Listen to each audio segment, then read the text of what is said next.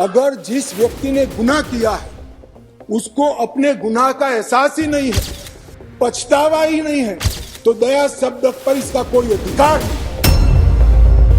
अब मैं बोलिए हरसिमरत, मैं समझ रहा हूं आप क्या कहना चाहते हैं। जिसको गुनाह कर अगर पछतावा नहीं होता है उसको दया का कोई अधिकार नहीं है। दया का अधिकार उसी को बनता है जो अपने कृत्य को से पछतावा करे। सब मर्सी पिटीशन के बारे में आपने विषय जिसका माँ बाप जिंदा नहीं है, जिसका परिवार नहीं है, मुझे याद है विषय आपने कहीं बताया।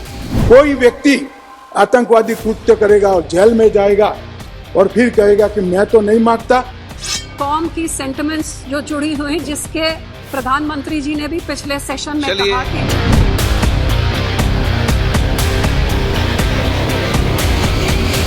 कि दया की याचिका मामले में थर्ड पार्टी को अधिकार देना चाहिए। मैं बिल्कुल खिलाफ।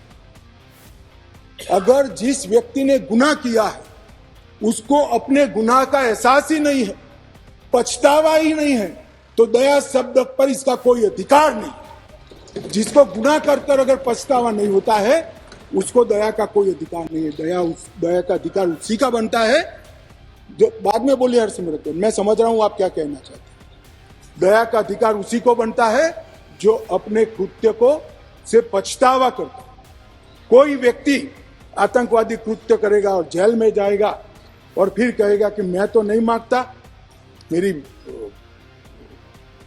मन स्वीकारने के लिए तैयार नहीं है, मैंने कृत्य किया, और इस पर दया की जाए, मैं सहमत नहीं हूं साहब, ऐसा कभी नहीं हो सकता। गृह मंत्री जी का आभार व्यक्त करती हूं कि आपने बोला कि पीड़ित से पीड़ित को इस नए कानून से उनको न्याय मिलेगा सर।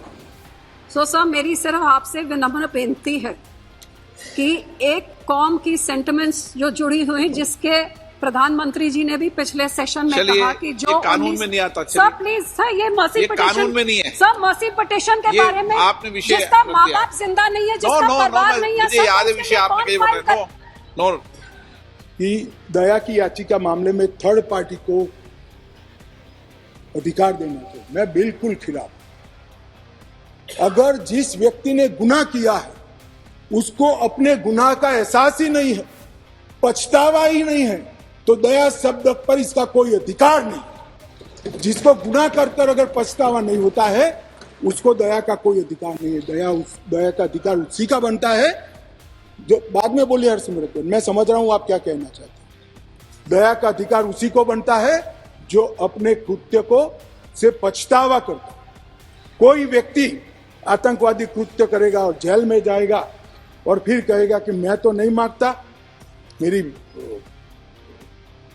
मन स्वीकारने के लिए तैयार नहीं है, मैंने कृत्य किया, और इस पर दया की जाए, मैं सहमत नहीं हूं साहब, ऐसा कभी नहीं हो सकता। गृह मंत्री जी का आभार व्यक्त करती हूं कि आपने बोला कि पीड़ित से पीड़ित को इस नए कानून से उनको न्याय मिलेगा सर।